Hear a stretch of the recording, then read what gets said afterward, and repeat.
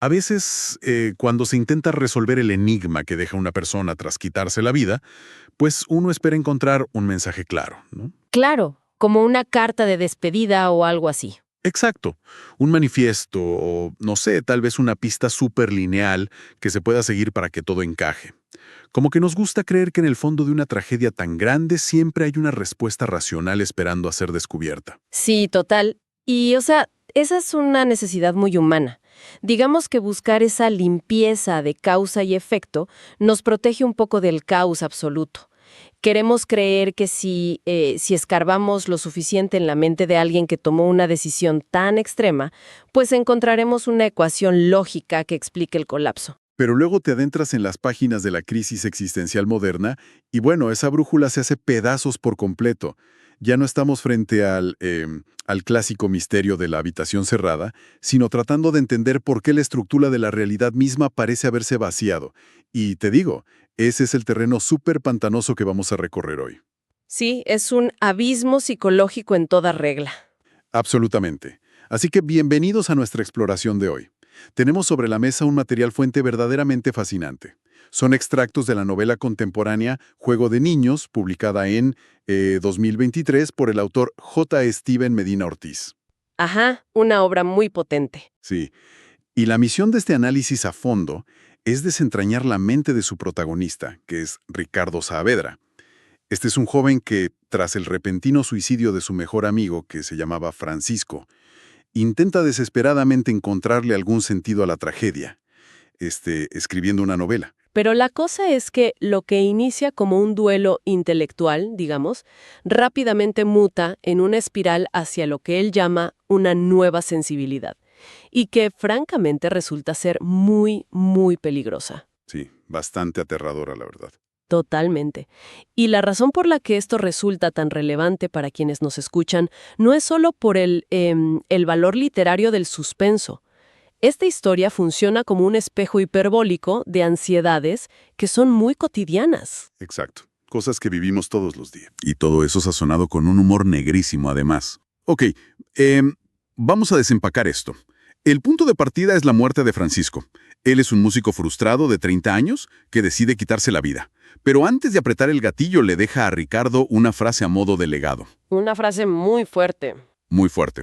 Le asegura que finalmente ha resuelto el enigma de la vida y que la existencia entera es simplemente un juego de niños. ¡Wow! Es una declaración que carga con un peso devastador, ¿sabes?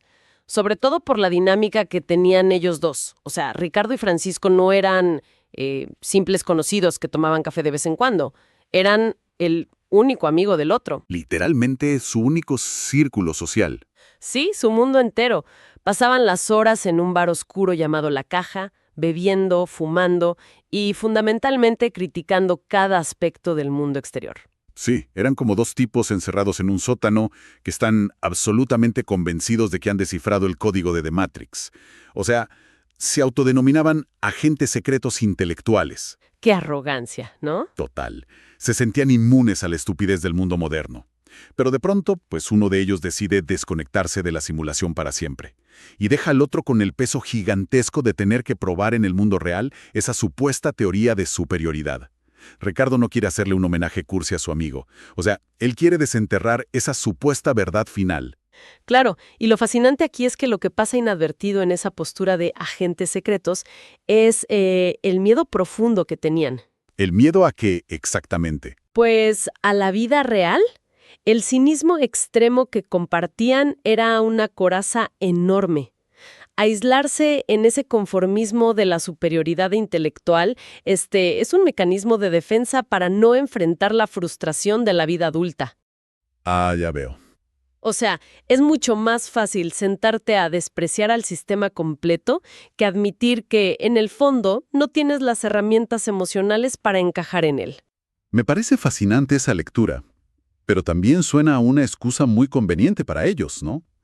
Es decir, sentarse en un bar a decir que el mundo está mal es facilísimo.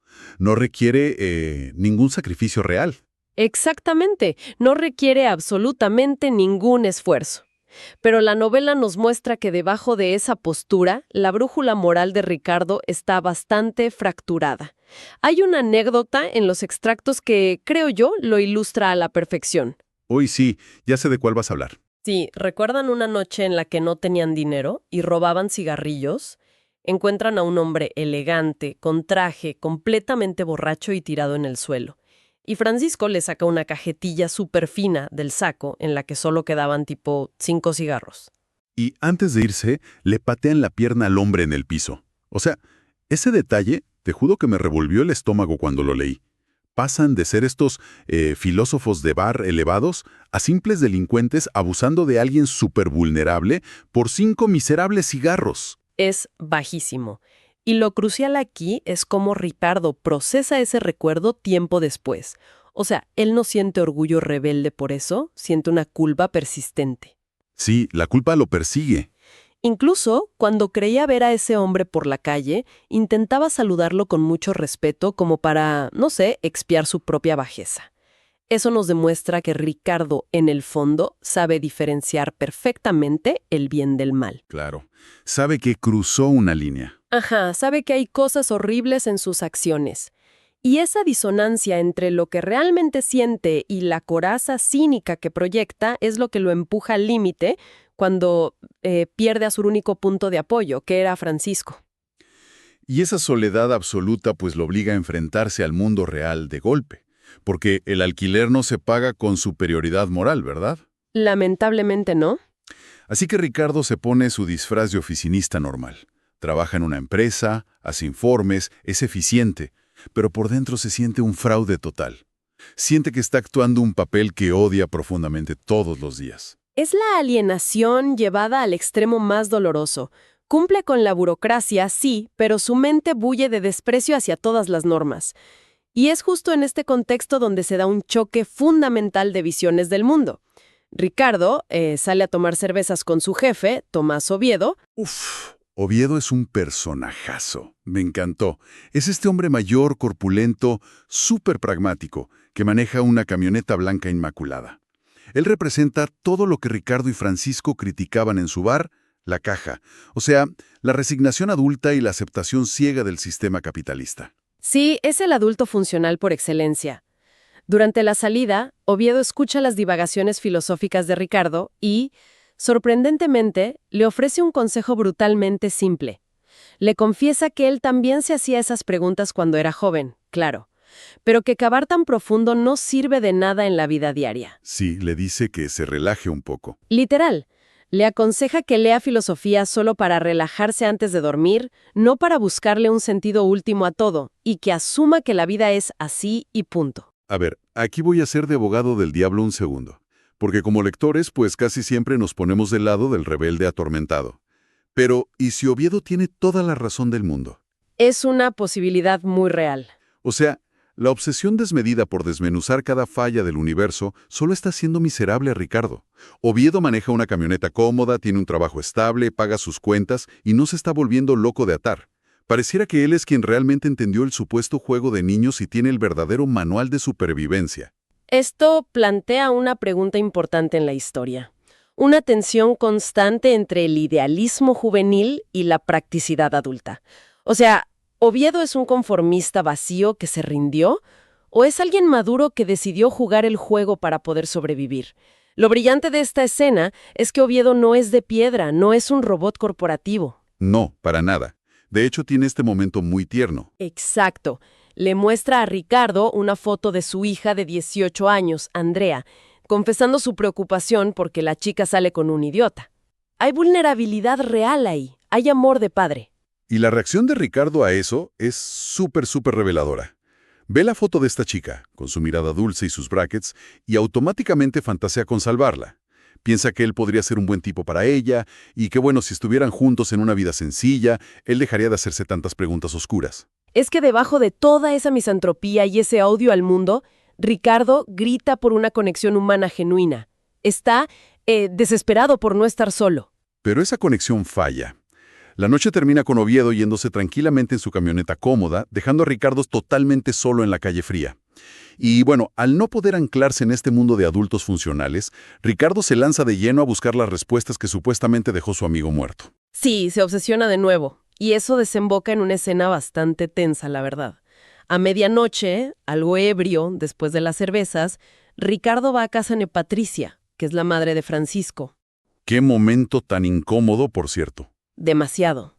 A pesar del dolor supervisible de la señora, Ricardo logra meterse a la habitación de su amigo que estaba intacta y se lleva una vieja laptop y unos cuadernos escolares, buscando pues este gran testamento intelectual que espera encontrar. Y cuando revisa esos cuadernos, nos topamos con la filosofía final de Francisco.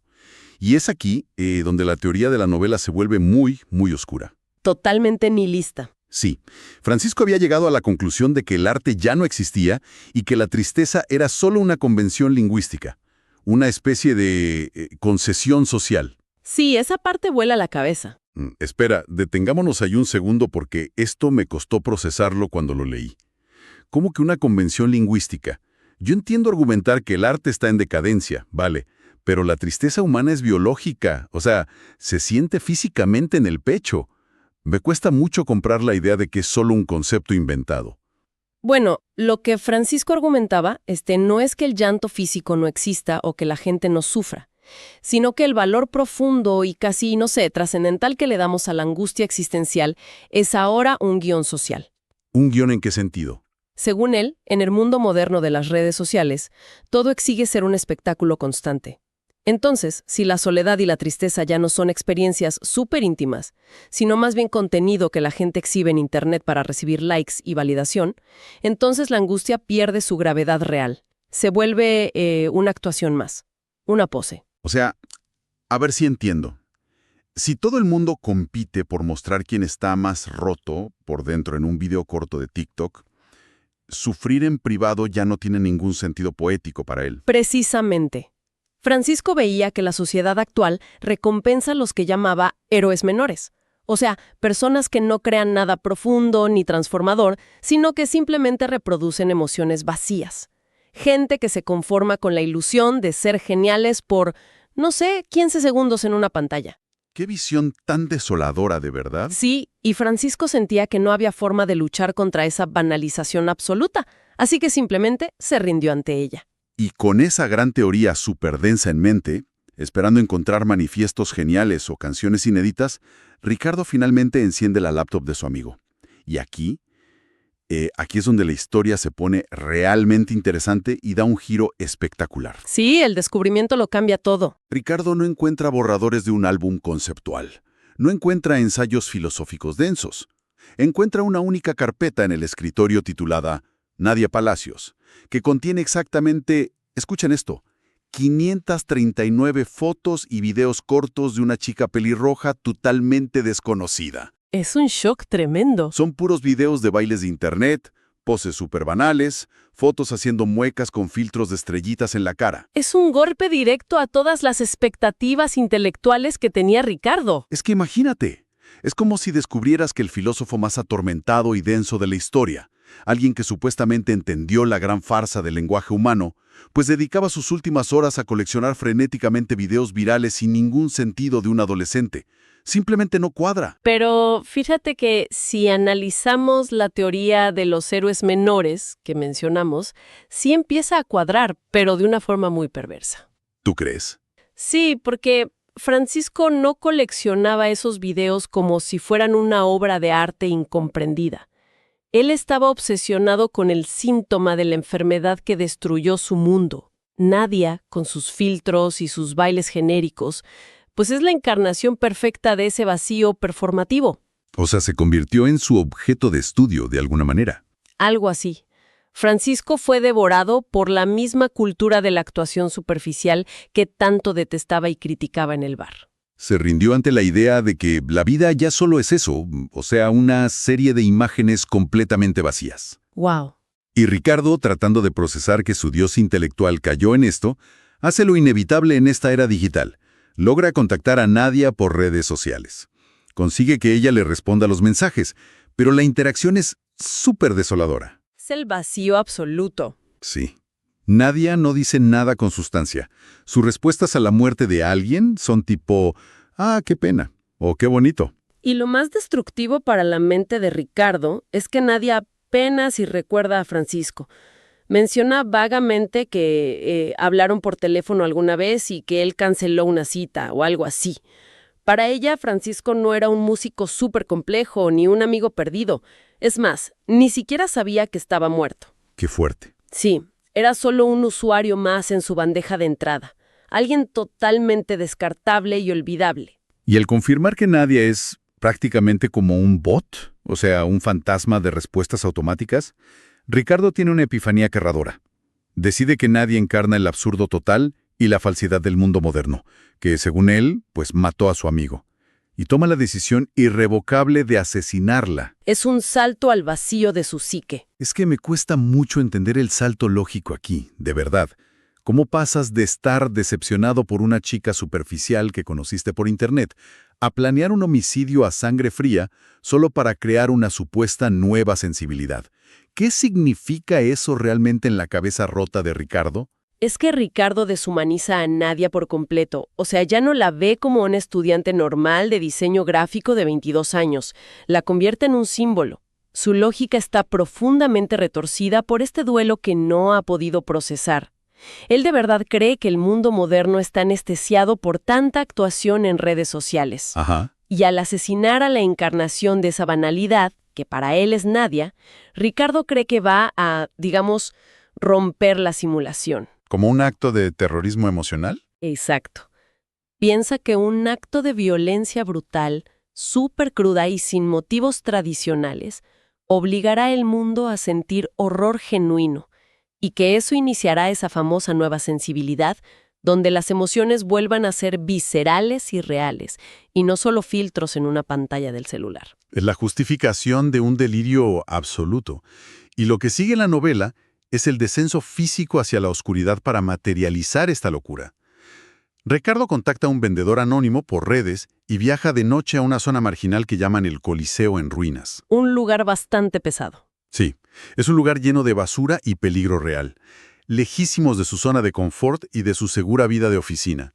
Ahí se encuentra con un tipo y le compra un revólver viejo calibre 38 por 800 soles, y le entregan las balas ahí envueltas en un papel cualquiera. Ese es el punto de no retorno. Al cruzar esa línea y comprar el arma de fuego, Ricardo abandona por fin la abstracción de sus teorías de bar. Ya no es solo charla, ahora tiene el instrumento literal para ejercer una violencia real e irreversible. Y fíjate en el contraste tan loco que ocurre al día siguiente. Con todo el plan de asesinato ya en marcha, Ricardo se cruza en la plaza de armas con Ariana, una chica que había conocido antes en un minimarket. Terminan comiendo juntos, y Ariana, que está totalmente sobrepasada por la presión del día a día, pues se echa a llorar en la mesa por lo absurdo y cansado que es todo. Una angustia muy genuina. ¡Exacto! Y Ricardo la mira sintiéndose infinitamente superior, porque claro, él tiene un arma en el bolsillo y una gran misión. Sabe que podría consolarla, o al menos compartir su gran teoría con ella, pero decide guardarse su oscura verdad. Simplemente paga la cuenta y la deja ahí, llorando sola. Dado el último hilo de empatía que lo ataba a la condición humana. Ariana sufre una angustia real, palpable, pero él la descarta de inmediato porque la ve como parte de ese sistema que considera anestesiado. Ya nada le importa. Nada. Con esa frialdad casi quirúrgica, contacta a Nadia de nuevo, le propone verse en persona por primera vez y fija una cita en el Hotel América. Y, como un toque extra macabro, la fecha elegida es la noche del 31 de octubre, Halloween. Y aquí llegamos al detalle que para mí define toda la historia. Ricardo va a una galería comercial y, regateando entre los puestos de ropa, se compra un disfraz de Sherlock Holmes por 60 soles. Es un detalle increíble. Sí, se compra un abrigo largo y una gorra típica de detective para cometer el asesinato. Entonces, ¿qué significa todo esto?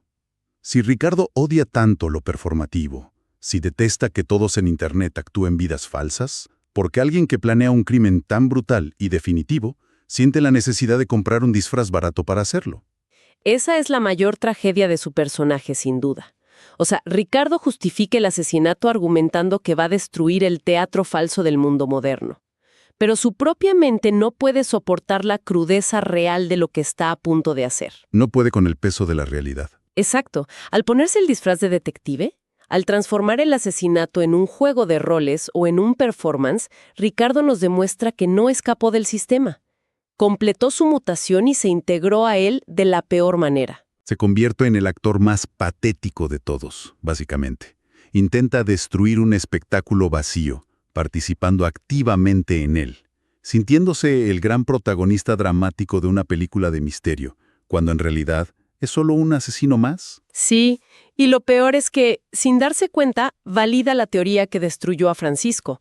Frente al enorme vacío existencial, Ricardo también eligió actuar un guión en lugar de enfrentar el dolor crudo de la realidad. Es una imagen súper escalofriante para cerrar este recorrido.